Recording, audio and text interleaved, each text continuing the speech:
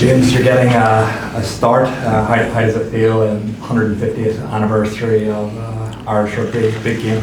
Oh, it's always nice to start, but just to be a part of the team is really, it's always special. Just when you get to that sort of time in your career, like every game's,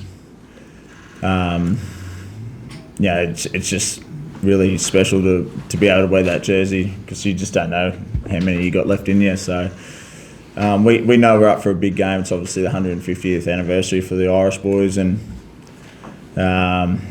what better occasion to do it in the Viva Stadium.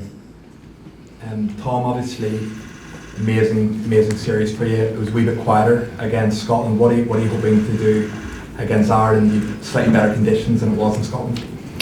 Yeah, that'd be nice. It was pretty cold in Scotland. Get my hands on the football a little bit more. Get to sort of explore what the game's got to offer. Whether that's broken field play, a little bit of set start stuff for us. We probably let ourselves down with our handling on the weekend and around the breakdown. Got a little bit messy, turned a little ball over. So it's certainly been a talking point of the fundamentals that we want to be a bit sharper on this weekend at Aviva. There's also discipline, like penalties, missed tackles. The standards have been so high. What do you put that down to in Scotland, where there were those missed tackles and the penalty count was quite high? Yeah, could sort of scratch about and sort of try to fluff an answer for you, but we just weren't good enough. We sort of had to look in the mirror and I sort of just touched on the fundamentals of our game, in and around our handling it, breakdown, how quick we can arrive to support our ball carrier, all that sort of stuff. Sounds bland, a little bit boring to the viewer, but it's sort of what gives the opportunity to guys to, cross the line off the back of the stuff I sort of just touched on, yeah. Slips, obviously, you're facing Cian Healy, who's also a bit of a milestone man for Ireland. Have you shared a schooner with him before after the games, or are you hoping to catch up with him after? The old fella, he's still going, it's really good to see.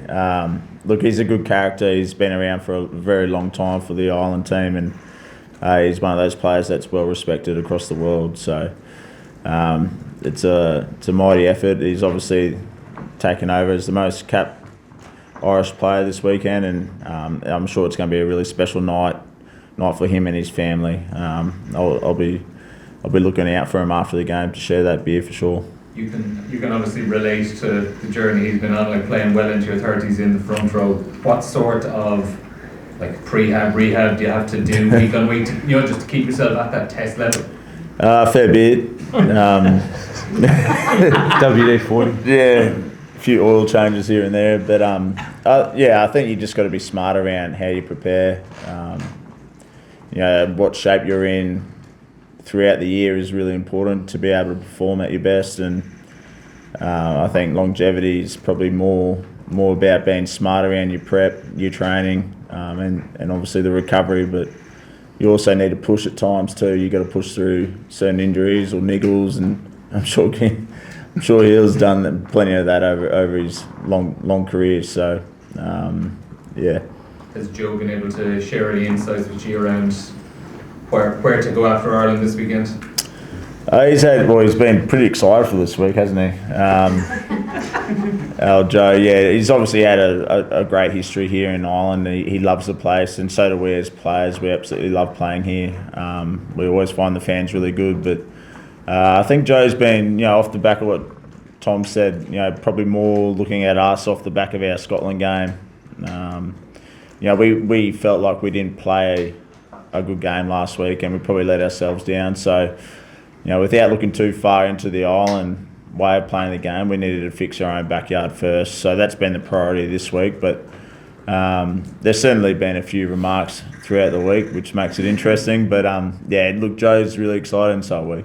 Slips, have you had a chance with Tom as well to actually get out in Dublin and just see there is a buzz about this game, and obviously Joe coming back? Have you guys, did you take any of that in, or are you a bit too far out here? Joe's like a superstar here. That's what I feel like. Wherever we go, the one thing I've noticed, he gets a lot of support. Like, there's a genuine love for the man in Ireland, and goes to show what sort of coach and what sort of person he is. So it's it's going to be a special game for all of us involved, and especially the Irish boys as well. So we do feel the buzz. We were out in town yesterday, and there was a lot of talk around the game, and let's be honest, like every time you get to play at Aviva, it's special. So this one might be a little bit more special.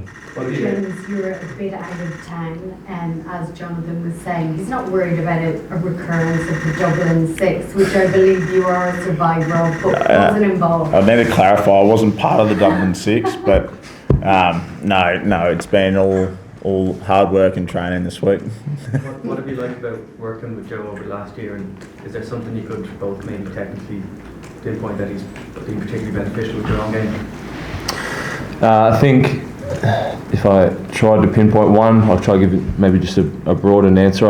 I really feel that the team performance has grown, which has allowed individuals to sort of showcase what they can bring to a team sport. I think we've seen some of the best football. If I just think of our 9 and 10 combination for the most part of this year, the two of them have seen a lot of consistency in their performances off the back of confidence shown in them by all the coaching staff, obviously led by Joe. But I feel that the discipline he's brought to the team in the way that we want to play the game, the way that we prepare for games. I think we're starting to see a lot of the fruits of that. Guys sort of coming into the test season, within and around that 10 to 15 test mark. Obviously going through a 15 test season now, creeping into the 30 tests, starting to sort of become that more mature player. Even for myself in particular in that instance.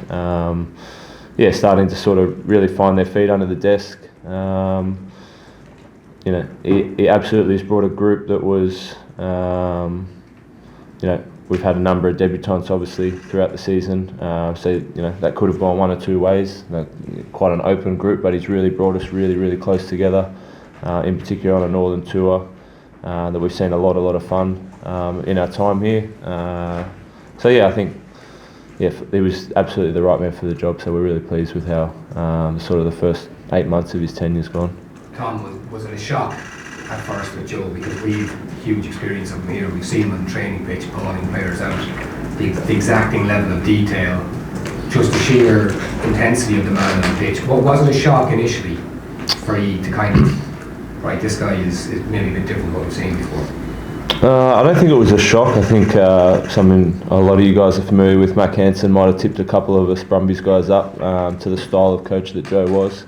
But it was something that a lot of us were sort of craving for, and knew that it was going to be for the best of the team, and to absolutely get the best out of the individuals too. So he didn't go full throttle at the start. I'll be honest. He used to sort of apologise in advance if he might have chipped a guy here or there at training, but now he doesn't apologise. You just know it's he's absolutely keeping you accountable for the best part of the team. Do you guys see a change in the wider public in Australia? Because we hear a lot about the fight rugby union has with all the sports, NRL, AFL. Do you see a change, kind of an uptake in the interest again, that people think the Wallabies are coming back to where they were before? I absolutely feel, especially being over here, that the support from home has been monumental. But that also goes hand in hand just with winning performances and performances that we as a team are proud of, and obviously that goes as far back as the supporter base as well. So we know that destiny is sort of in our own hands, to be fair. Winning breeds sort of support, I feel like last week was obviously a step backwards a little bit from how happy we were with our performance, but the support even over here in Ireland, as Slip said in town yesterday, a lot of gold jerseys getting around, which is awesome to see from a support perspective. And Tom and Flip, so I wonder, can you tell us a bit about Mac, your memories of him back in Canberra, and also are you going to get around him for a few Guinnesses off? Yeah, I spent a little bit more time. I wasn't packing scrums when Mac and I were doing backs units in Canberra together, but was obviously quickly one of the cult heroes over here for a good reason. Plays a brand of football that's entertaining to watch. Was always that skillful, talented player. When he was in Canberra, was probably just behind a fair few talented guys in the position that he was sort of a 10-15 coming through the Brumbies ranks, and was one of the most favoured guys in the locker room, and it's awesome to see how quickly he sort of adapted to the Irish lifestyle and Irish style of play. I was fortunate to play him the last time we were here in Aviva, and we were the opposing number, so we did an awesome jersey exchange, which one of the ones I hold really close to my heart, just as an ex-teammate. But him and Slips have got some good stories that won't be repeated. So. I just, from my point of view, it's just good to see him grow up.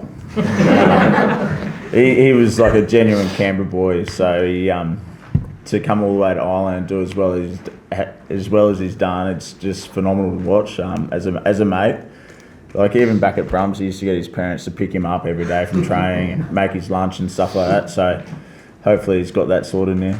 I was just wondering as well, like you were talking about walking around town, and I think back home in Australia, you guys can go around Coogee or wherever you're doing your rehab. Not a lot of guys maybe will come up to you. How do you guys find that in Europe in terms of just the attention on you? Do you enjoy it, or is it something that you even notice? I still think it's important. Like we do get so much support from home.